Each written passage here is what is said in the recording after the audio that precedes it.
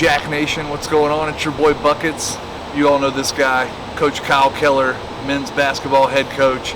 And Coach, we feel like we haven't talked in a while. It's been like all the way back in the summer when we had the Kyle Keller basketball camp going on. Had a chance to talk to you and Nate Bain a little bit. How's everything been going? It's been great. We've been, cheering all our sports teams on. Your golf team won a championship the other day, and which turned some purple lights on. That's right. Pretty cool deal for your program, right? It was.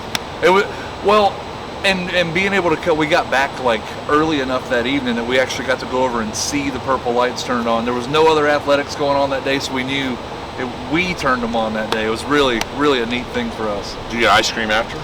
No ice cream. We didn't. Gotta get ice cream after you win. So, no, it's been great. Our guys been doing great. Had a couple closed, hit quiet scrimmages, whatever, and getting healthier as the games start coming. And we're sitting here where we're about to start hooping, coming Monday.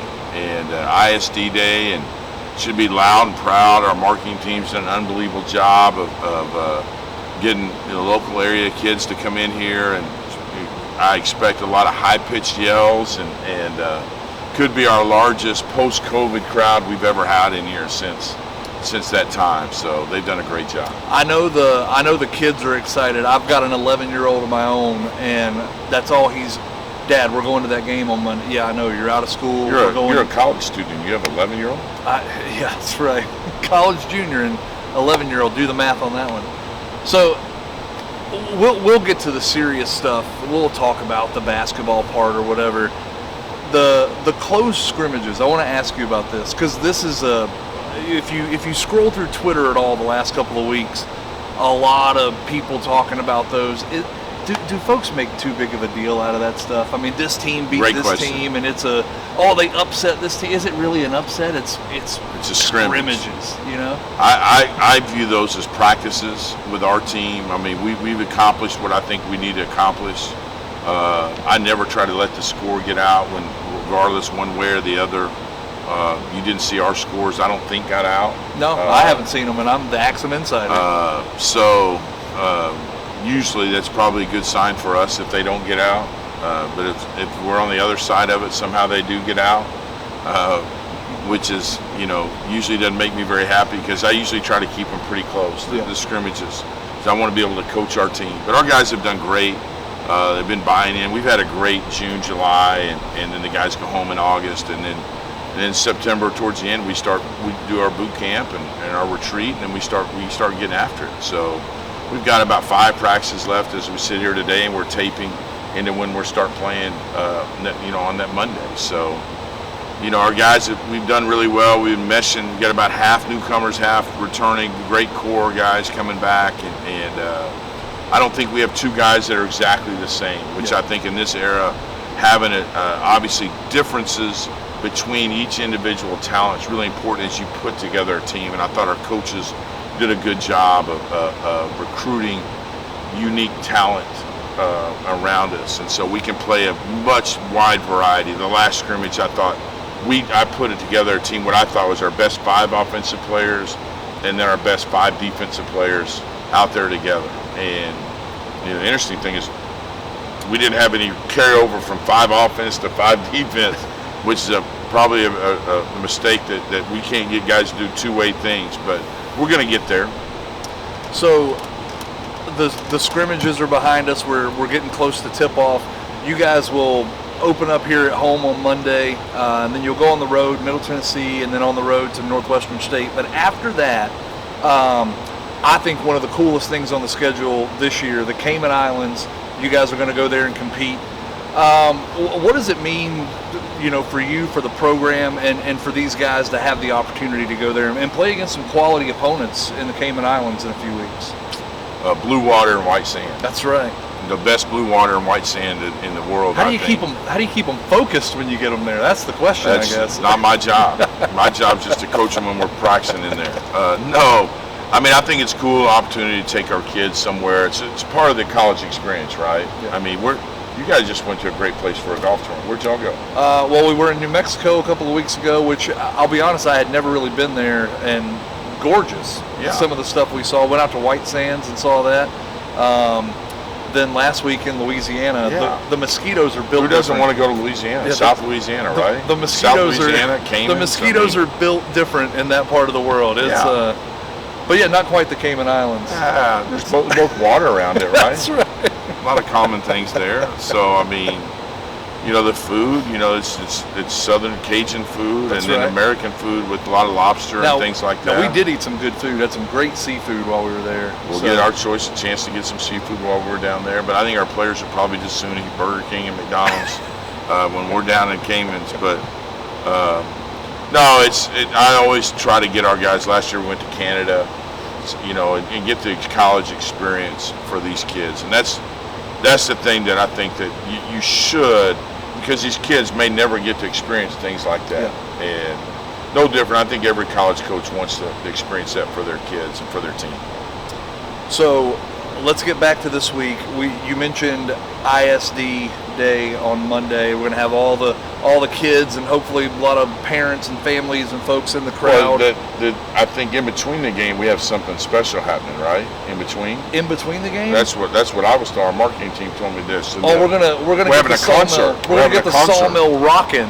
Yeah, I was told that you were displaying the concert. You were holding a concert in between. And why don't you sing us your favorite song between that you were going to lead, that get the students sing? I will tell you what I'll do. No, are you holding out? We should give them a little prelude a home win on Monday. We start this season off with a win, and I will lead the crowd in the fight song when we're done. Okay. How's it sound? And shut the band down and just play the guitar. Shut the band down and we'll do it on guitar. I love it. A little acapella. Will you need Are you doing the national anthem? I'm going to call in sick on Monday. That's exactly what's going to happen right now. I think there's a little Eddie Money in him right here. Do you guys not see that? It's not buckets. It's Johnny, Eddie Money, buckets. How about that? I like a little Hendrix too, though. Jimi Hendrix. You got me holding the. You got to flip it, right? Yeah. Well, I mean, left-handed. Play it kind of behind the head. Do the. Jimmy did a lot of crazy stuff. However you want to do it. I just think with the voice that you have, I mean, you obviously you're a great singer. Coach, everybody's excited to get back in the Sawmill. But before we're done, though, just for those who maybe aren't so familiar, I know on social media they've been able to kind of get to know them a little bit here. Talk about a couple of the newcomers, some of those guys that maybe Jack Nation's not super familiar with that they're going to get to see for the first time. We got a lot of good newcomers, and with our team, the way we play, you never know who it's going to be. So, to start up front, Clayton Southwick's an older guy, he's married, coming off a little bit of an injury, so he's kind of working his way in. Done really well for us. Jelani Stone had a great practice today. Everybody's a little bit different from Cal Baptist. Frank Staines, a grad transfer. We haven't taken a lot of grad transfer from Utah Tech, another young man who lit us up in the conference tournament. After he lit us up, we said, man, we need him. Don't want to play against him anymore. That's right. And Krishan Christmas, Santa Claus, played at Panola, led us in rebounding in the last two scrimmages. Excited about him.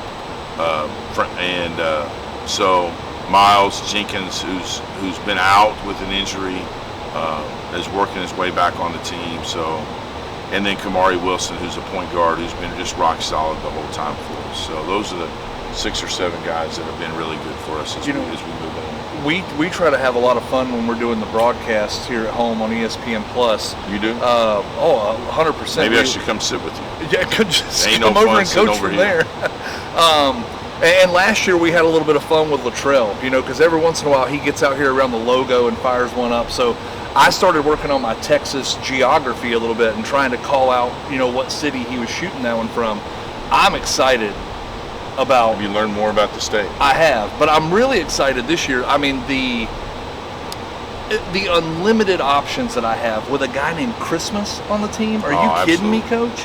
Should be really good. That's a color commentary's dream right there to have a guy like that. I would hope that you would work better on your halftime questions.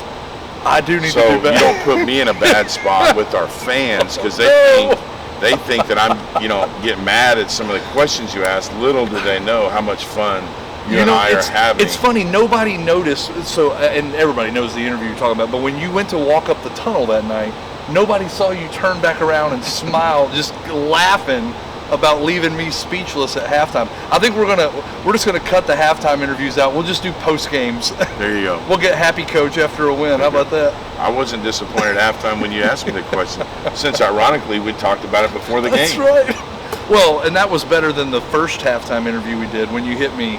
You got me with the, that's a dumb question, or I think you went. Don't say names. Don't say names. You went a little old school on me. How about that? There you go. Jack Nation, on Monday, the Lumberjacks are back in action. You guys get here, help us get the Sawmill rocking. This place needs to be loud. Get up, get ready, get your morning coffee in you. Coach, we're going to do this quite often this year, right? I'd love to, with Jimmy Buckets. Jimmy Buckets. Excellent.